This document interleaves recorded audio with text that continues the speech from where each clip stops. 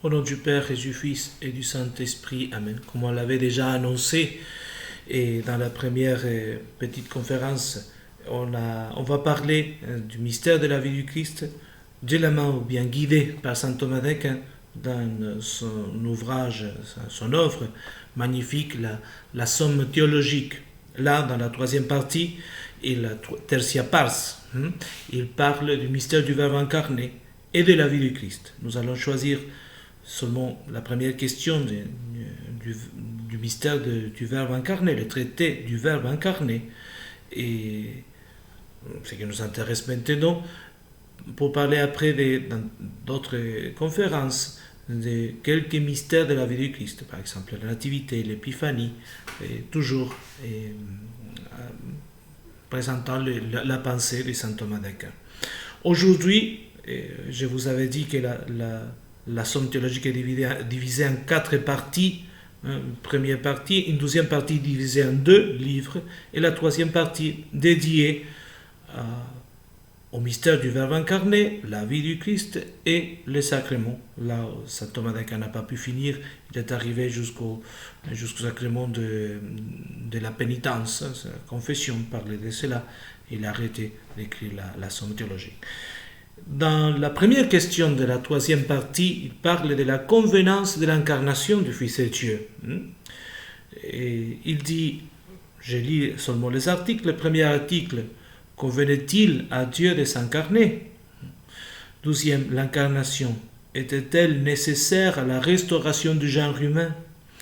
Troisième article, si l'homme n'avait pas péché, Dieu se serait-il incarné? Et quatrième article, Dieu s'est-il incarné principalement pour enlever le péché originel plutôt que le péché actuel? Cinquième, aurait-il convenu que Dieu s'incarne dès le commencement du monde? Sixième article, l'incarnation aurait-elle dû être retardée jusqu'à la fin du monde? Alors, en bas, je laisse un lien où vous pouvez lire tous ces articles, c'est impossible. Maintenant, je vais choisir le premier. Le deuxième va être présenté une prochaine fois. Donc, le premier aujourd'hui, c'est « Convenait-il à Dieu de s'incarner ?»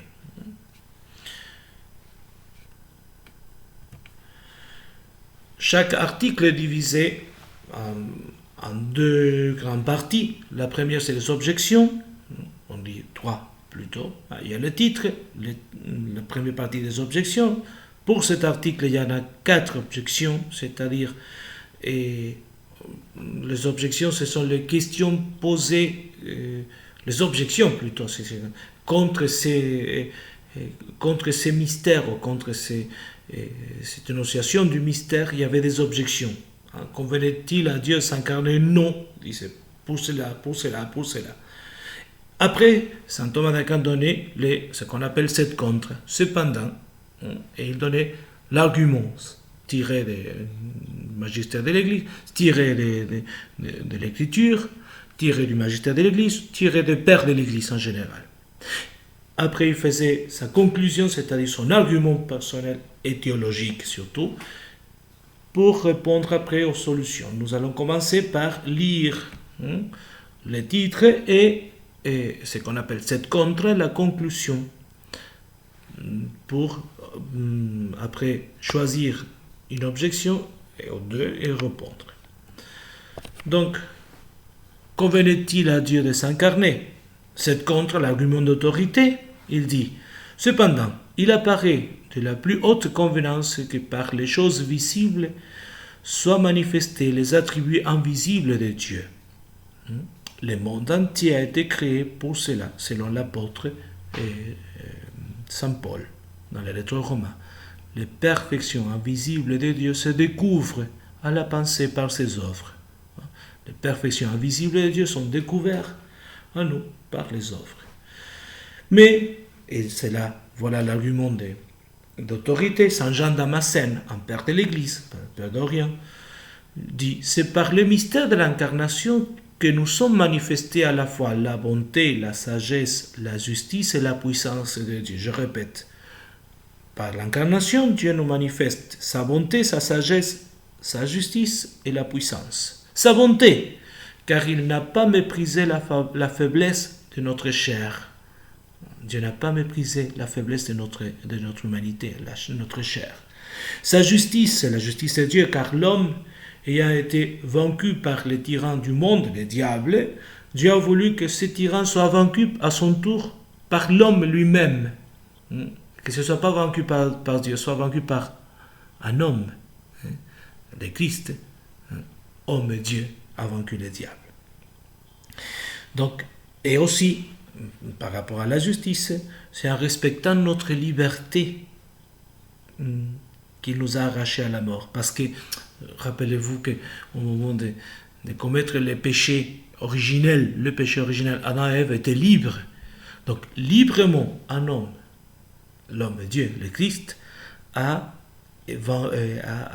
librement choisi de restaurer ce que l'homme librement avait abîmé à travers son premier péché.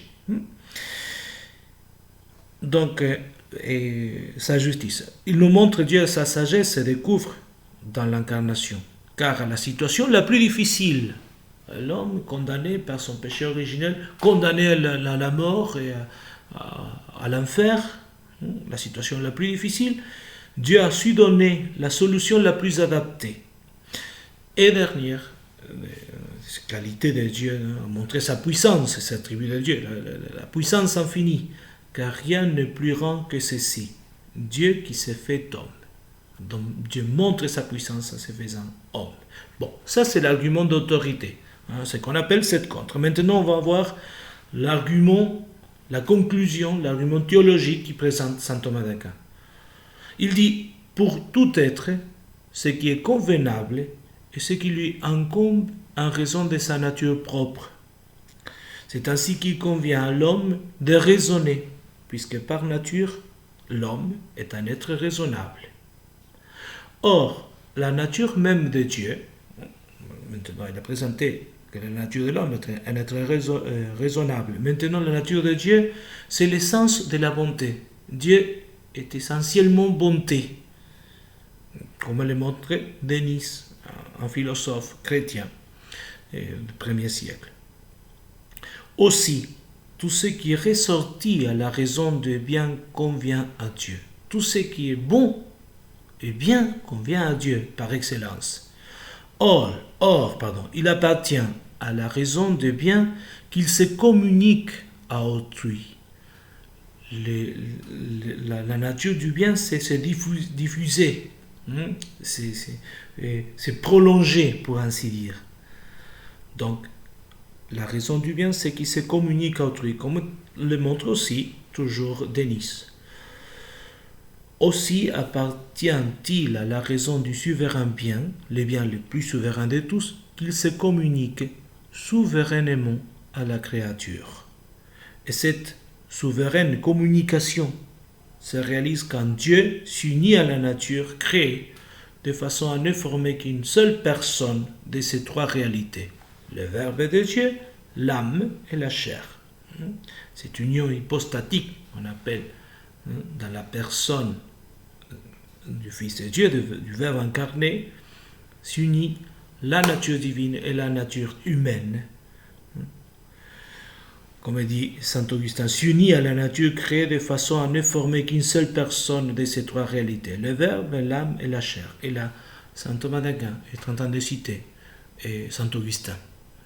La convenance de l'incarnation apparaît donc à l'évidence. Donc, que la nature de Dieu est bien par essence.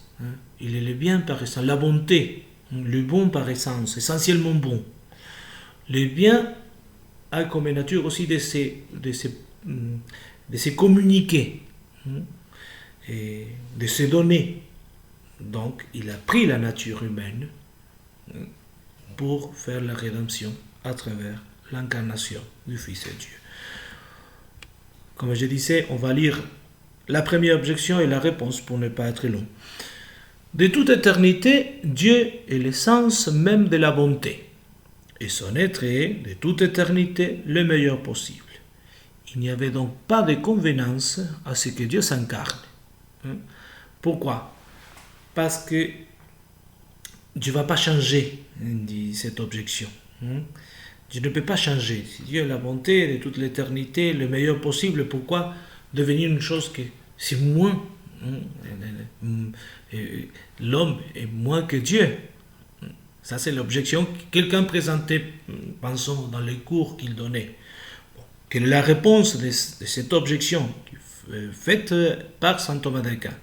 Le mystère de l'incarnation ne s'est pas accompli du fait que Dieu aurait changé, en quelque manière, l'état dans lequel il existait de toute l'éternité. Dieu n'a pas changé, mais du fait qu'il s'est uni à la créature, ou plutôt qu'il s'est les uni de façon nouvelle. Et on appelle, il a assumé, on dit, de façon le nom théologique, c'est assumer la nature. Or, il convient que la créature qui change par définition, nous changeons, nous sommes des créatures, nous changeons, n'existait pas toujours de la même façon. La créature peut changer, Dieu ne change pas. Aussi de même que la créature a commencé d'exister lorsqu'elle n'existait pas auparavant. Une personne commence à exister au moment où dans les seins de la mère commence à se former l'enfant. Commence à exister au moment de la conception. Ainsi est-il convenable que n'ayant pas été auparavant unis à Dieu, dans la personne, la nature l'ait été postérieurement, avant la nature humaine. On ne s'est jamais uni à Dieu dans un moment donné de l'histoire, au moment où le Christ s'est fait chair, le Fils de Dieu s'est fait chair, notre Seigneur Jésus-Christ s'est fait chair dans le sang de la Vierge Marie. À partir de ce moment-là, en cette personne, Jésus-Christ, la nature humaine a commencé à être unie à la nature divine. Donc, est convenable, c'est qu'il n'était pas jamais auparavant uni à Dieu dans la personne, elle l'est été postérieurement. Nous rendons grâce au Seigneur pour tous ces biens reçus aujourd'hui. Nous demandons la protection et la lumière à saint Thomas d'Aquin, par l'intercession de saint Thomas d'Aquin, la lumière de l'Esprit Saint, pour toujours approfondir dans le mystère de l'incarnation. Au nom du Père et du Fils et du Saint-Esprit. Amen.